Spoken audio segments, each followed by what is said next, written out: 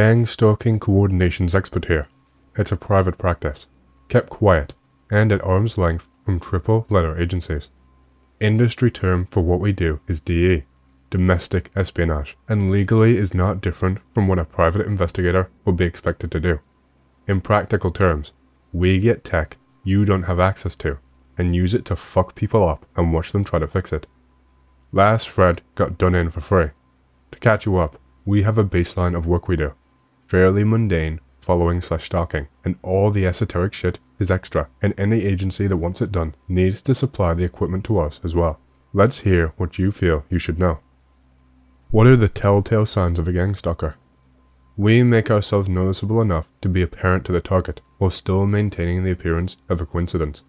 An external observer sees a person making connections where there are only a few similarities. In my experience, it's more of an art than a science. If you're a target, in other words, we'll make sure you notice and that you look crazy for doing so. That does not answer my question. How about this? How to tell the difference between a coincidence and a gang stalking incident? Per Goldfinger, once is happenstance, twice is coincidence, 3 times is enemy action. A coincidence can still happen 3 times, but the odds of it just being a coincidence go way down after that. I'm basing this on how long it takes most people to notice the difference. We've had some oblivious motherfuckers who get followed for years without picking it up. Someone in the last thread asked if we only work for governmental organizations, and the answer is technically no. We are a private practice to keep things plausibly deniable on the parts of our employers. So in effect, anyone who can afford our fees can employ our services, regardless of affiliation. The trick is, anyone with that kind of money generally is either formerly in the government or so influential they might as well be. There have been exceptions, but they're rare enough to count with one hand. Another question from the last thread that I did not get to. Why do people get gang stalked? Why did it only happen to me frequently when I was at my weakest? Now, when I'm stable, they rarely show themselves. There are many reasons, and the rule of thumb is that if you are, you probably know why. Not always, of course, and the more unstable targets will start talking astral fairy magic out of the gates. However, anyone who says they're being followed because they know state secrets or have other information for which they need to be discredited are probably right. From the perspective of the powerful, having someone killed or disappeared is unreliable. People prepare for the potential of getting killed. What they don't prepare for is being made to look insane, far less being driven to that point. It's a slow burn, and it risks information leak, but it allows you to neutralize leaked information once the source starts talking about gang stalkers. As to why they stopped appearing to you, the contract might have ended, and their diminished presence might have been why you stopped feeling so weak, instead of the relationship being the inverse. So are gang stalkers a bunch of nobody losers who know identity? Gang stalkers are working men with a discrete source of employment. They're nobodies in the same way most of the world's people are nobodies. The work will isolate you somewhat. The hours can be odd, and my better guys need to be on call almost 24/7 in case one of our projects, we don't call them targets on the job, starts acting erratic or we see an opportunity. As far as I know, most of my guys still manage to have families, friends, and a life outside this job.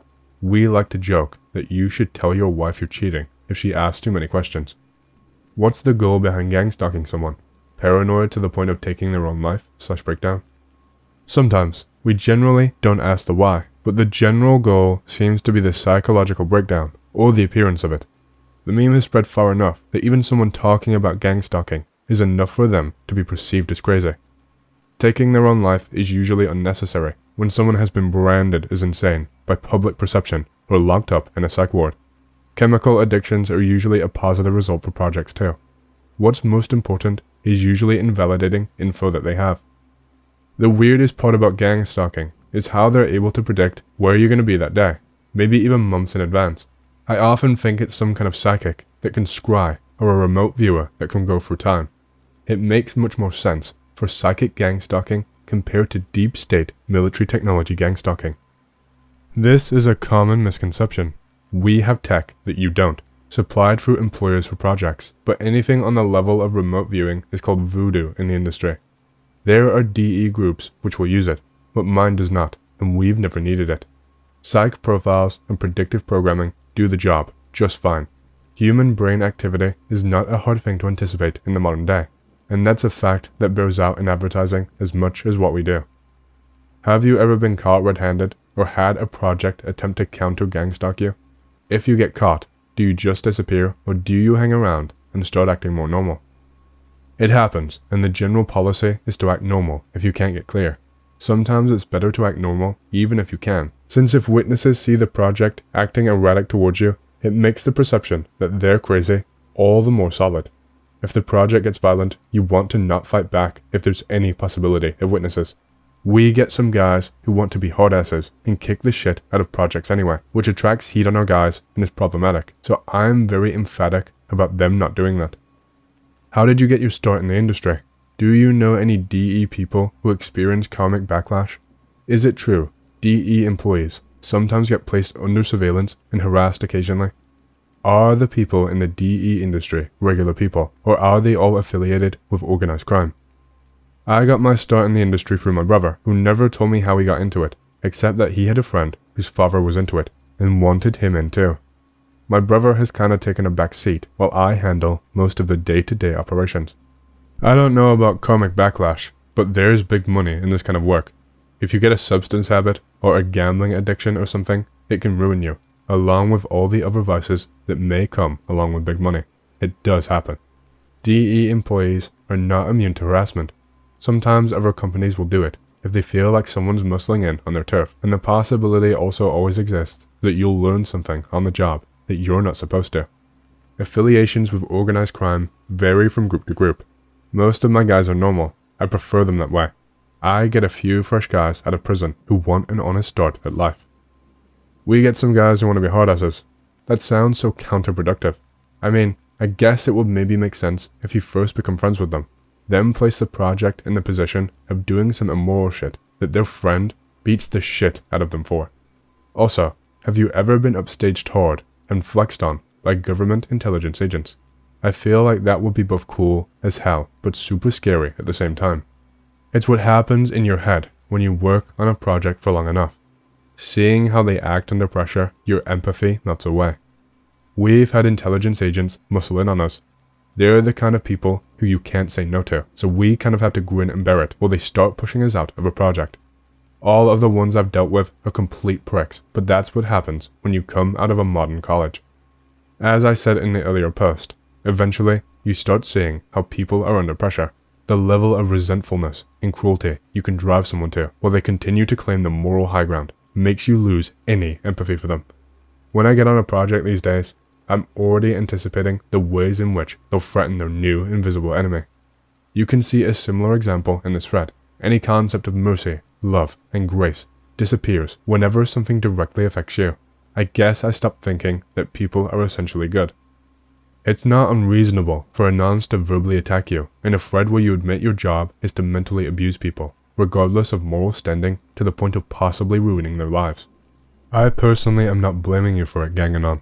I don't doubt you have done some good in the world at some point though. Even still, the espionage field is kinda gay, and I wish it wasn't as spoopy as it is.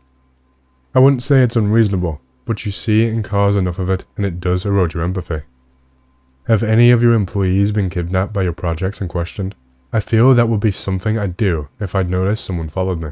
I understand it's a job, so I would not hurt them more than is necessary to extract information.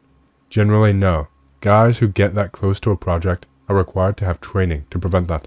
That's not to say it does not happen, but it's never happened to one of mine. Does your company employ exotic technology, such as voice-to-skull and remote neural monitoring? If so, which corporations develop it? In your first thread, you mentioned turning a house into a microwave. How is that carried out? Might that be a reference to directed energy weapons? Do DE employees tend to get into accidents sometimes? In general, meaning personal injury or automobile related. What's the significance of the missing hubcaps phenomenon? Do some DE people attend voyeurism parties that are comprised of surveillance footage highlights? Do some DE companies sell surveillance data to the various entertainment industries, most especially the movie/TV ones? How do you guys manage computer hacking jobs? Do you have your own people for that, or do you hire outside consultants? When necessary, yes. We don't hold any of that tech though, and our understanding of it is the minimum required to operate it. As mentioned earlier, We require any esoteric projects to have the necessary technologies applied. DE employees get into accidents at about the same frequency as normal people. From what I know, maybe less. They can live pretty normal lives. Missing hubcaps are what we call a mugu, in reference to Nigerian scammers, spamming guest books of people they've claimed back in the day. It's basically signaling to the other organizations that somebody's already on a project. To continue, I've heard of voyeurism parties happening, but the field of DE is pretty atomized, and I've never been invited. Take that for what it's worth. I don't hold them for my guys internally. Some groups do sell what they can get away with, but it's considered kind of a lowball practice. It's an admission that you are not getting paid enough, and it shapes how people in the industry look at you. Any respectable group is going to have a tech department. Ours does, and if you're a reputable group, you'll usually get a little help from the Fed that's off the books. It's not the kind of thing you want to hire out for, unless you're really careful, because you don't want some scab techie growing a conscience in you. Who are the most difficult type of people to break? What traits do they have? I theorize poor, introverted, and low-status people, since they have much less to lose than the opposite. Also, thank you for talking to me. You'd be surprised. It's oblivious people. If you don't notice you're being followed, if you don't pick up on the signs and write everything off as coincidence, then it's obviously going to take much longer to get to you. These are the people we have to get drastic with. How does your company carry out the surveillance aspect of your operations?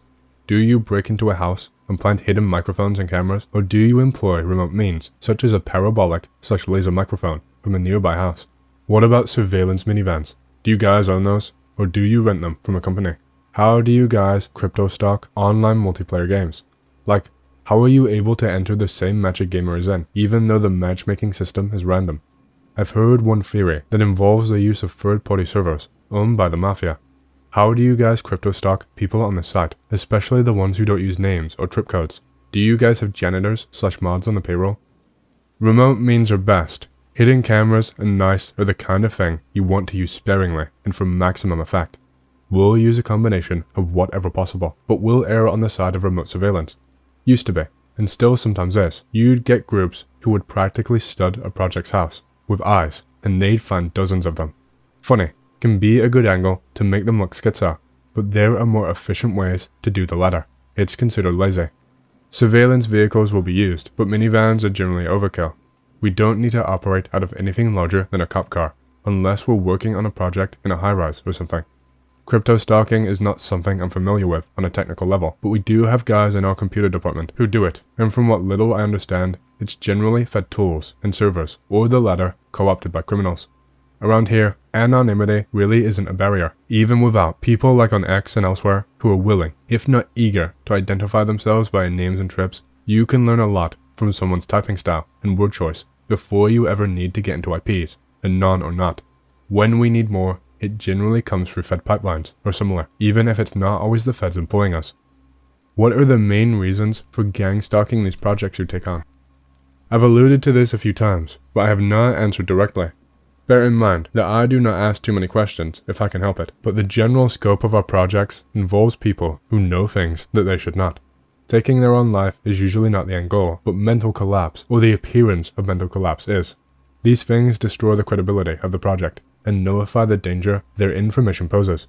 Sometimes it's done for other reasons, intimidation, or attempts to wreck the family members of influential people. But generally, we don't need to know much about the project's motives to see our goal through, so we aren't fed a great amount. There was this one guy in India though, who was stupidly wealthy and not directly connected to any political powers that I'm aware of. How he came across us, I'm not even sure, but he just wanted it done to some random in his old neighborhood, and for us to document it and send him the footage. Total sadism thing for him, and he's not the only one, but most people do not have the money to live that out. Does your company charge by the time you guys put into a campaign, or by the job? What does the cost on a typical invoice tend to look like? How do you guys manage residential issues? Like if you need to have your employees move into a neighborhood, do you guys just usually rent a room at the nearest rental house that has a vacancy? How does your company manage its taxes or payroll? Do you use front companies? If you genuinely think these groups are organizing via FB, you need to get your head checked. Sorry to say. We generally use the same channels used by major corporations. Think Slack, things that are not immediately or readily accessible to the public. It's generally by job, though time is a modifier. Cheapest is a couple million for how long these jobs tend to go. I really cannot get more specific than that. Residential issues are tricky. Most DE groups have a sphere of influence, easily accessible for local members, and any work outside of that generally requires collaboration with the client to determine how and where people are going to be situated.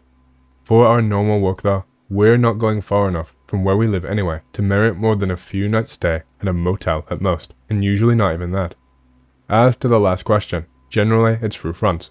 It's nothing you wouldn't see in, say, an Indian tech scam business that's posing as a legit business and running its operations out of the back end of an office. Have you guys ever deployed chameleon suits or backstage teleportation technology? Chameleon suits are for invisibility. How commonly do you use quadcopter drones? Are you able to say which part of the world your company is headquartered in? Are you aware of any other DE companies and where they're located? Do you know the countries where DE is most frequently practiced? Do you guys ever install RFID implants into the people you're working on? What about nanocams that are installed into the eyeballs? Only ever once. We've come close before, but it's the kind of thing that intelligence agencies like to hone in on before we get to completion. Wasn't worth it. They got to write it off their bill. Quadcopters aren't exactly common, but they're too useful not to use. It's a matter of using them subtly, without it becoming cumbersome, and it makes things easier when we can pull it off. We're in the West. I should not specify more. I'm aware of a few. Lay their spheres of influence out on a map, and you'd have most of the civilized world covered, excluding some parts of Asia. Africa has a notable absence of them. You can probably guess why. DE is most commonly practiced in the US and Western Europe, as far as I know, but I keep hearing that there is, or is going to be, an upsurge in Russia. RFID implants fall under a special order. They're not something we use as a matter of course, so when they're used, it's because our client is as interested in tracking them as we are. For normal operations, it's kind of overkill. Eyeball nanocams, I'll admit, are something I've wanted to use for a while. One of my friends in the industry made it sound like the coolest shit on earth. Can anyone become a gangstalker, like felons or junkies, or is there a strict criteria? Depends on who you get hired by, and thus depends on where you are. If you're a reasonably fit and talented person who's come out of jail and you don't have a substance problem that interferes with your work, you're liable to get tapped by a recruiter and given a vague sales pitch. I tend not to go through guys like that. In the fashion of my brother, I go through families and acquaintances when I try. Only ever once. Which one? Chameleon suits or teleportation? Have you guys ever played around with dream invasion technology? What about through-the-wall radar imaging? Do you know if DE is taking place in Central Asia, the Middle East, Southeast Asia, Eastern Europe, and Latin America? Have you heard about Taiwan being one of the safe zones? Might you be able to discuss countermeasures, such as being able to detect which house a DEW attack is emanating from? There was an OP who was in the industry. He said the most difficult race of people to work on were Asians. Have you or anyone you know experienced this as well? Do DE companies host secret conventions where they can all meet in order to discuss the latest technologies and know-how in the industry? The former, teleportation was promised, but we got edged out of the job. Dream invasion is the kind of thing that we've heard about, but don't put much stock in. Most that's happened is we've fucked around with inducing nightmares, or certain sort of dreams through audio tech before. Radar imaging of the kind you describe has been used before. It's a bit heavier duty than our usual, but when the client can supply, we don't say no. Most of what I know about DE geography is hearsay or cursory for DE heads research, but I'm reasonably certain it occurs in most of those areas. A lot of the time, it's either connected to or misconstrued as being organized crime or similar, but it varies from country to country. Taiwan could be a safe zone, for all I know, but if that's the case, it's probably because some organization has those activities locked down or is carefully sweeping for them. Asians can be very difficult to work with, both client-side and as projects. In the latter case, because they just don't react the way Westerners do to this kind of activity. They're on the opposite end of the spectrum from the totally oblivious fuckers. Stoic to a fault, so it's hard to tell how much progress we've made. There are exceptions, of course. Considering how little we know about the technology we're loaned, I can't really speak too much on countermeasures, but I can tell you that a lack of visible reaction is the most frustrating thing we run across. Some people think in-home isolation insulates them, but it really just makes our job easier. If you're moving a lot and moving unpredictably, it requires more resources on our part. Secret conventions aren't really how things are done in DEs. Everyone gets to know everyone, because we're sort of locked into our zone of influence, and if we're verging on someone else's, it's good courtesy to contact them, and that establishes rapport.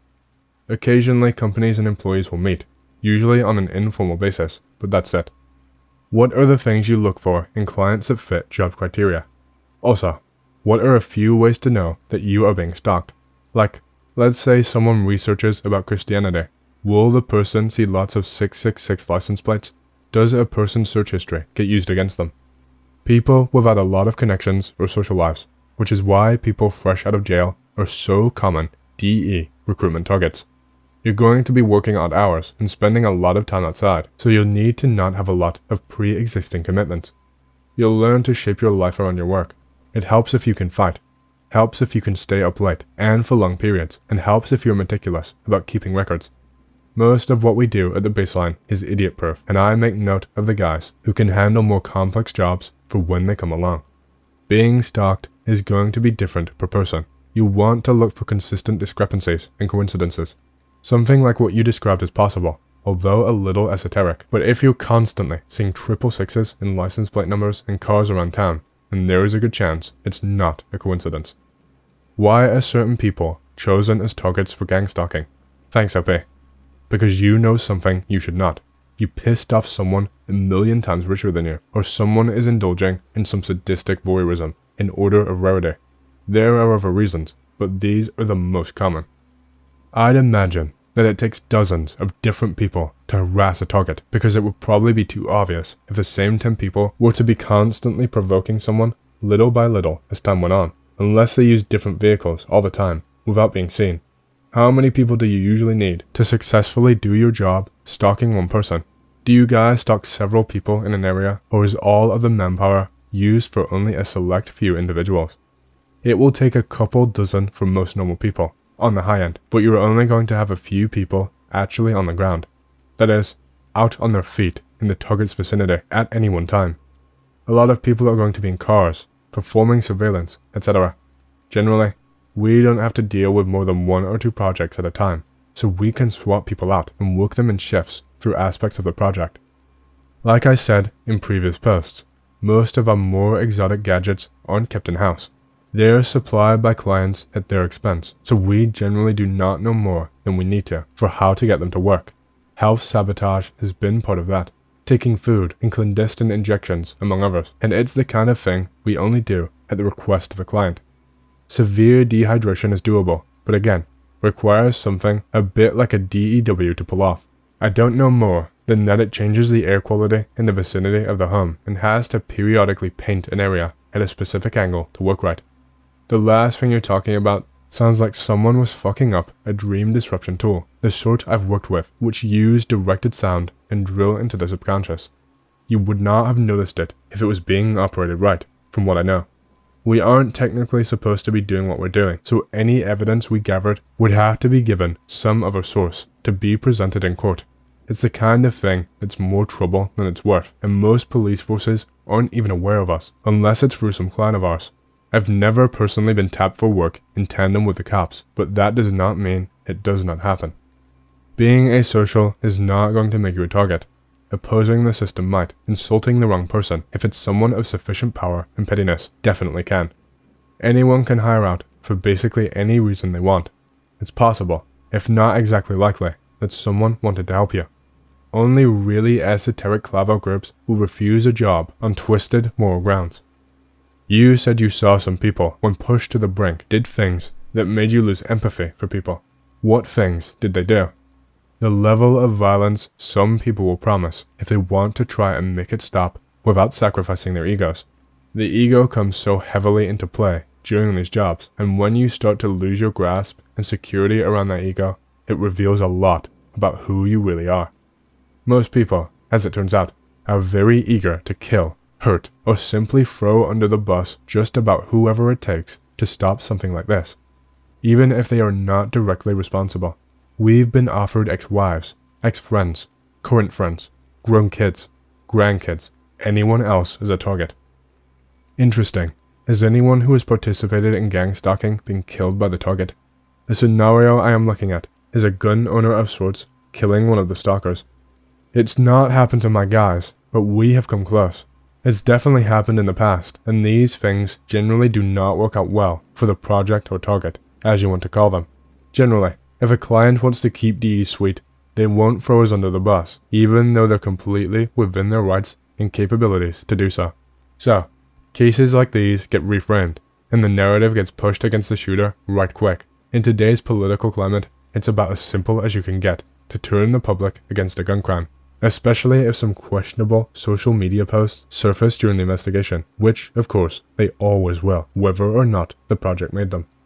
I thought the goal of the stalker was to not harm or interact with the target physically, and it was all just for a mental game, unless of course he is both hard to kill and or stalk if need be. Both of these questions can kind of be answered at once. Direct physical action like that is not our protocol. Most of the time, it's not even advisable to defend yourself. Some groups might run it differently, but all the ones I'm aware of keep from doing anything that direct. We do not make the first move.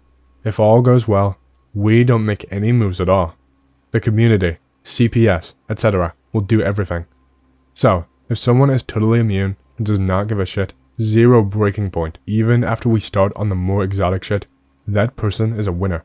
We cannot do shit. We can't terrorize Buddha, but most people aren't Buddha, even and especially if they think they are.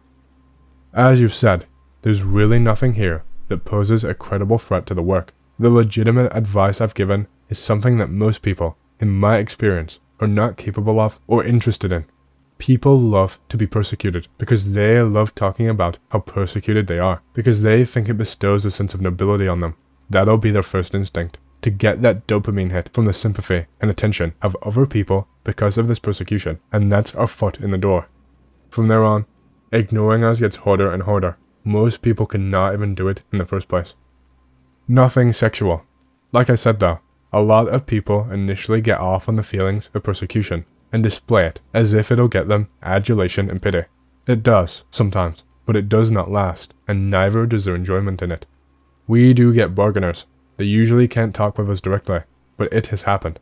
Payments happen, but what we get a lot is, you can stalk my ex-wife, my daughter in college, my old friend James, etc. You'd be shocked by how many people are happy to throw someone else under the bus. I don't really know what else to tell you, as far as that's concerned. You could try making yourself more trouble than you're worth, moving erratically and inconsistently, but at that point, you're fully invested, and the client might decide to throw more resources at you if they think you're insufficiently punished. Bob Hickman is the famous story. Not mine, but if you talk with other DE guys, it's the story they always want to tell. The group that was on him fucking vanished. Now, that's not exactly uncommon.